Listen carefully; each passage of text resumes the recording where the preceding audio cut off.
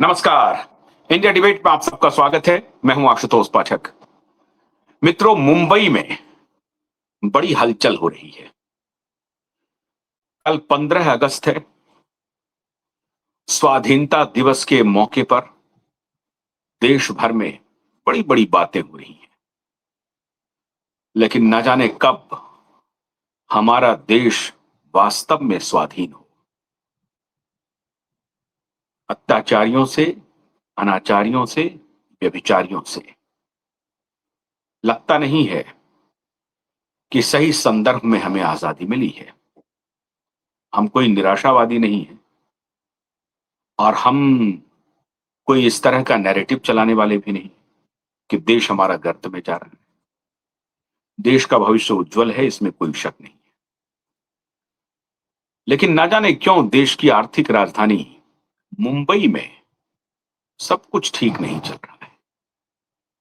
मैं क्यों इस बात का जिक्र कर रहा हूं? इस बात का जिक्र इसलिए कर रहा हूं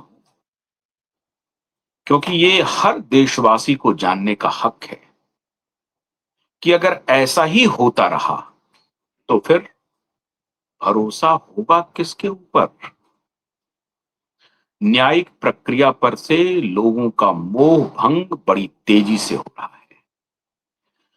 और श्रीमान आदरणीय, प्रातः स्मरणीय, मैं कोई सरकाज़्म नहीं कर रहा हूं, हमारे देश के मुख्य न्यायाधीश चीफ जस्टिस सूर्यकांत जी के लिए 14 अगस्त को संदेश भेज रहा हूं। जरा देखिए, मुंबई में दिशा सालियान के केस की सुनवाई हो रही है।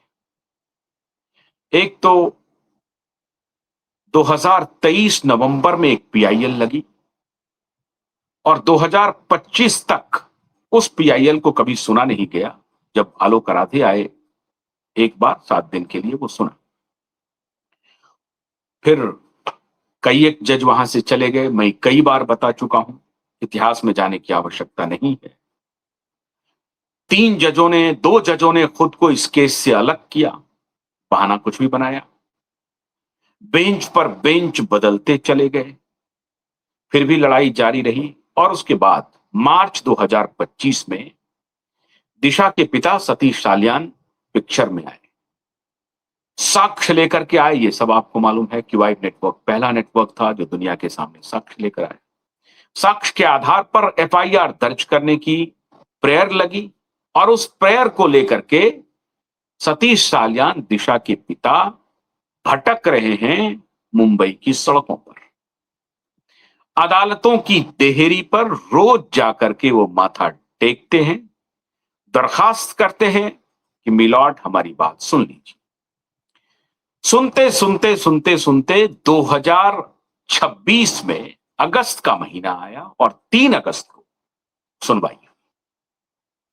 सतीश सालियान जी ने अपने प्रार्थना में कहा कि अगर कोई लेडी जज का अपॉइंटमेंट हो जाए, मतलब वो बेंच मिल जाए मुझे, तो हमारा विश्वास और बढ़ेगा। हुआ, बहुत अच्छी बात हुई। एक के बाद एक बेंच बदलते रहे। 2 हाईकोर्ट के जज एलिवेट होकर के सुप्रीम कोर्ट पहुंच गए। श्रीमान आलोक आराधे जी पहुंच गए सुप्रीम कोर्ट, श्रीमान जस्टिस चंद्रशेखर जी पहुंच गए सुप्रीम कोर्ट। 2 जजों ने खुद को रिक्यूज किया। एक ने कहा कि मैं सीबीआई की सुनवाई कर रहा हूं, एक ने कहा कि मैं दिशा के सोसाइटी में रहता हूं, इसलिए इस केस की सुनवाई नहीं कर सकता। अजीबो गरीब एग्जाम्पल्स दिए गए। चलिए, ये भी कोई बात नहीं है, सबको मान लिया। उसके बाद सबसे पहले जस्टिस सारंग कोतवाल के इसमें लगा। सारंग कोतवाल जी का भी ट्रांसफर कर दिया गया। वो गोवा चले गए, गोवा से फिर लौट के आए, फिर उनके बेंच में लगी, फिर वो परिवर्तन हो गया और आखिरकार 2 जजों की, जो लेडी जज हैं, जिनको क्यूआइड नेटवर्क ने सैल्यूट किया था 3 अगस्त को, और जिस तरह से वो सुनवाई कर रही थी, पूरा यकीन था पूरे देश को कि अब न्याय होकर रहेगा, अब न्याय बहुत दूर नहीं है। भारती डांगरे, जस्टिस भारती डांगरे और जस्टिस मंजुषा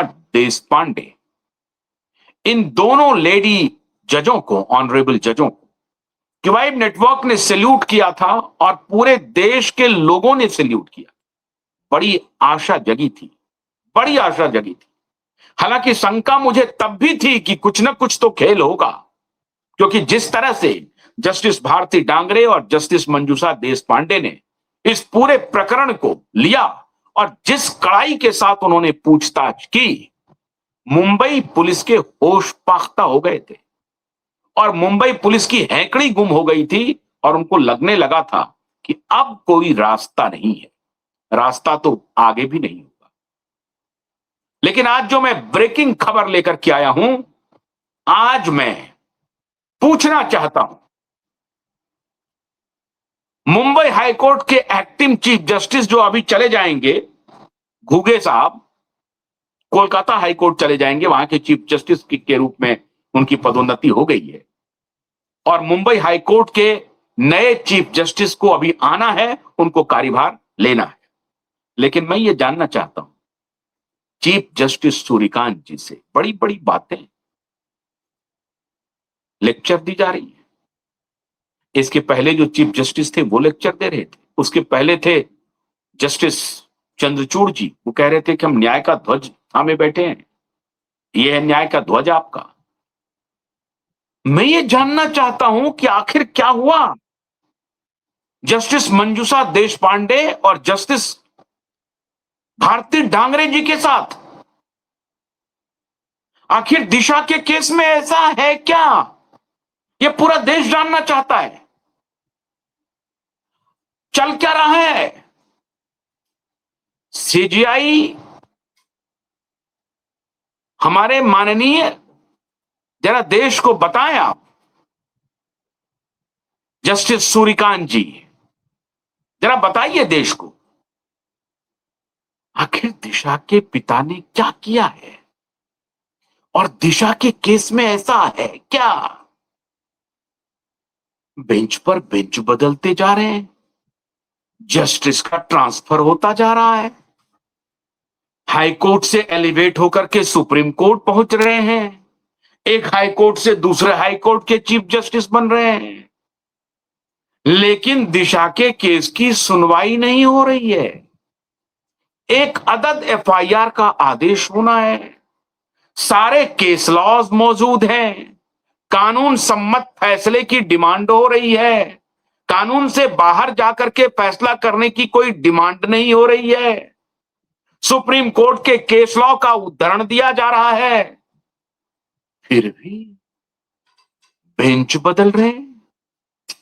और जब पिछले 3 अगस्त को 25 मिनट के आसपास सुनवाई हुई और जिस अंदाज में जस्टिस भारती डांगरे और मंजूषा देशपांडे, दोनों ऑनरेबल जजेस ने ग्रिल करना शुरू किया कि इस केस में एफआईआर क्यों नहीं हुआ, तो बगल झांक रहे थे, इधर उधर कर रहे थे।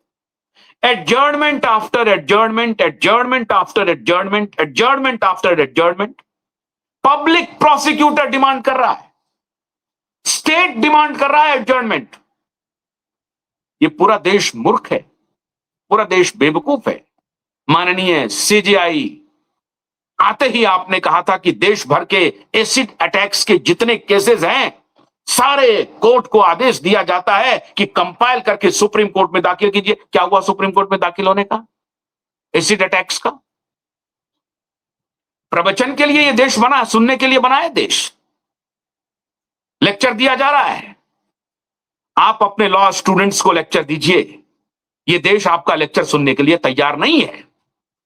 और आपको याद होगा माननीय चीफ जस्टिस सूर्यकांत जी, आपके लिए क्यूबाइब नेटवर्क एक नहीं कई एक कार्यक्रम किए, आपके समर्थन में किए, आपके हर एक आदेश के समर्थन में खड़ा रहा क्यूबाइब नेटवर्क।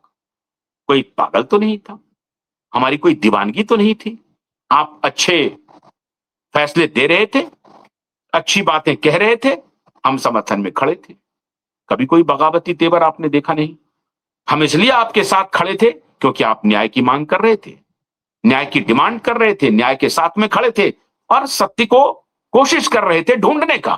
ढूंढा क्या? अब आप सुओ मोटो लेंगे क्या? अब आप कहेंगे नहीं, ये तो कोर्ट का नेचुरल प्रोसीजर है, बेंचेस में नहीं तय करता हूं। मास्टर ऑफ रोस्टर तो वहां के जज होते हैं, चीफ जस्टिस होते हैं, और मास्टर ऑफ रोस्टर जो चीफ जस्टिस हैं वो एक्टिंग चीफ जस्टिस हैं। He has been completely transferred to Kolkata high court. तो where I fall, absolutely you are right. आप कहां हैं? आप कहीं नहीं है। लेकिन you are not the chief justice of supreme court milord. N number of times I said, N number of times. You are the Chief Justice of India. You are not the Chief Justice of Supreme Court premises. You have all the right to know what is going on in which case, in which court, either in High Court or in lower court or in Supreme Court. इससे बड़ा fit case आपके लिए क्या हो सकता है? 15 minute के case की हियरिंग 18 महीने से सुनवाई नहीं हो रही है। इसलिए क्योंकि आरोपी बड़ा ताकतवर है। कहा गई न्याय के सामने सब समान, न्याय सबके लिए समान। ये दर्शन किधर है? दर्शन किताबों में है, लॉ स्टूडेंट्स के लिए। और फिर वो लॉ स्टूडेंट्स आएंगे और आपका जो दर्शन का जो भांडा फूटा है, जो हम फोड़ रहे हैं और फोड़ते रहेंगे, वो पूरी दुनिया देख रही है। मैं ये जानना चाहता हूं, और ये सवाल सिर्फ देश के चीफ जस्टिस से है। Forget about acting chief justice of Mumbai high court. We are least bothered. It is, you tell me, is it not a legitimate question? Whether this question must be asked or not, you tell me. Am I raising any wrong question? You tell me, my lord. क्यों बदला गया bench? 24 तारीख आ रहा है, 23-24 तारीख। क्यों? क्योंकि मंजूषा देशपांडे ने और भारती डांगरे ने ट्रेलर दिखा दिया। अपनी मंशा स्पष्ट कि पुलिस एफआईआर क्यों नहीं कर रही है, जब केस लॉज अवेलेबल हैं। डिसीज्ड के फादर प्रेयर कर रहे हैं। कॉग्निजेबल ऑफेंस नहीं, सीरियस कॉग्निजेबल ऑफेंस है, गैंगरेप और मर्डर का केस है। फिर क्यों नहीं ले रहा है कोई संज्ञान? फिर पुलिस क्यों नहीं ले रही है संज्ञान? तो मैंने कहा है आपको, देखिए, माननीय श्री नरेंद्र दामोदर दास मोदी नहीं रोक पाएंगे इस केस को। माननीय श्री अमित शाह जी नहीं रोक पाएंगे इस केस को। माननीय श्री देवेंद्र फडणवीस जी अपनी पूरी ताकत लगा लीजिए, पूरा घोड़ा खोल लीजिए। मैं आपको चुनौती दे रहा हूं, फिर चुनौती दे रहा हूं। मैंने चुनौती दिया था शंकराचार्य को, और मैंने कहा था कि बना लीजिए आप ठाकरे के पिताजी को मुख्यमंत्री। मैंने खुली चुनौती दी थी। कहां है? ठाकरे को मुख्यमंत्री बनाने के लिए अभिमुक्तेश्वरानंद गए उनके घर पे और कहा आपके साथ धोखा हुआ है, मैं आपको मुख्यमंत्री बनाऊंगा। मिट्टी में मिल गया ठाकरे पॉलिटिकली। लोकसभा खत्म, विधानसभा खत्म, मुंबई महानगर पालिका खत्म, जो सांसद बचे थे वो भी भाग गए। Politically finished, is no more relevant in politics. और शंकराचार्य रोक नहीं पाए। मैं आप लोगों को फिर कह रहा हूं, सद्बुद्धि लाइए, ये बेंच बदलवाने का खेल बंद कीजिए। और सीजीआई सूर्यकांत जी, मैं आपको कह रहा हूं कि ये जो रिस्पॉन्सिबिलिटी है ना, buck stops on your shoulder. You will be held responsible. अगर इस केस में कुछ भी हुआ, ये पूरा देश देख रहा है, ये पूरा देश देख रहा है। And it is going to be a mass movement. Let me tell you, honourable chief justice of India, it is going to be a mass movement. We shall not be silent spectator. We shall do whatever we can do. लेकिन हम कोई कानून की अवहेलना नहीं करेंगे। हमारे movement में कोई गालीबाज नहीं आएगा। हम राष्ट्र के साथ समझौता नहीं करेंगे, देश के साथ समझौता नहीं करेंगे। लेकिन यह चलेगा नहीं मंजूषा देशपांडे को ट्रांसफर करके भारती डांगरे को ट्रांसफर करके, हालांकि अब जो आया है जस्टिस सारंग कोतवाल के साथ आया है। इतना ही नहीं हुआ, चीफ जस्टिस जी, मंजूषा देशपांडे भारती डांगरे के बेंच को बदल करके एक दूसरा बेंच बना। उस बेंच में जस्टिस सारंग कोतवाल के साथ जस्टिस एम निर्लिकर साहब आए, और आप हैरान हो जाएंगे, और मैं आज सीधा एड्रेस कर रहा हूं only towards chief justice of India, who is the custodian of justice of whole India, that is CJI Suryakant ji. अब उनको एड्रेस करते हुए मैं कह रहा हूं कि एम निर्लिकर और जस्टिस सारंग कोतवाल की बेंच बनी। रातों रात within 12 hours justice M Narlikar को रिप्लेस कर दिया गया। फिर मैं कह रहा हूं, जो नया बेंच बना है उस पर भरोसा है। मैं तो सिर्फ यह जानना चाहता हूं कि आखिर दिशा केस में है क्या ऐसा, बेंच पर बेंच बदले जा रहे हैं, बेंच पर बेंच बदले जा रहे हैं, और आप फिर कहेंगे कि नहीं, ये तो सिंपल कानूनी प्रक्रिया है, कोर्ट का प्रोसीजर है।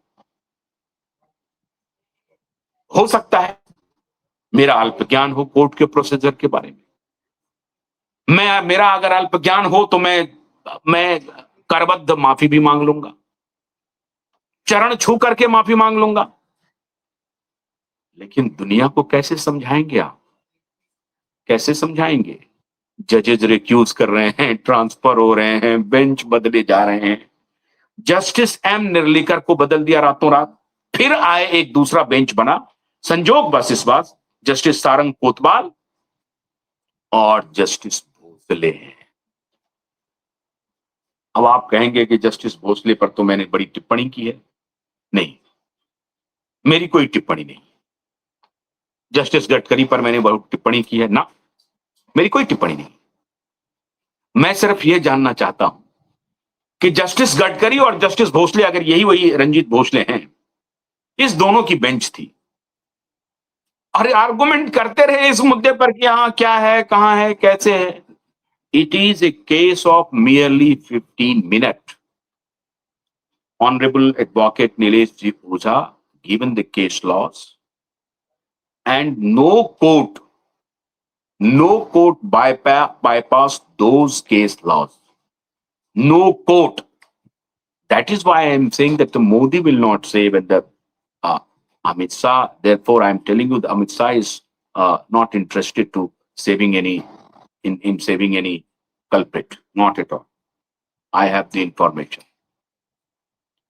But to some extent, I cannot say with confidence regarding Devendra Fadnavis, उसको छोड़ दीजिए आप।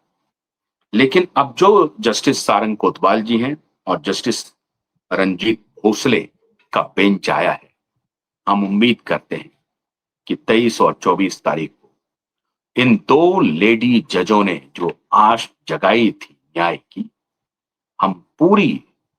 हमें आशा है, हमें उम्मीद है कि जस्टिस भारती डांगरे और जस्टिस मंजूषा देशपांडे के ग्रिलिंग को जस्टिस सारंग कोतवाल और जस्टिस रंजीत भोसले जरूर आगे बढ़ाएंगे। और अगर ये आगे नहीं बढ़ा, अफसोसनाक होगा, बहुत दुखद होगा, लेकिन मुझे लगता नहीं है कि ऐसा होगा। हमें पूरा यकीन है जस्टिस सारंग कोतवाल पे और जस्टिस रंजीत भोसले पे। लेकिन ये सवाल chief justice of India justice Suryakant ji से तो बनता है कि अगर यही प्रोसीजर रहा, अगर गैंगरेप मर्डर के केस में, चूंकि आरोपी बहुत बड़ा है और ये अगर हीला हवाली चली, मैं आपको कह रहा हूं मिलॉर्ड, देश ज्वालामुखी के मुहाने पर बैठा हुआ है। इसे बचा लीजिए, इसे लंबा खींचने मत दीजिए। Whole country is boiling and you are the savior. You may save, you can save. Therefore, with all folded hand, I am requesting you, please save this country. You have a greater opportunity and I am hoping that you will save it. बहुत बहुत शुक्रिया, नमस्कार।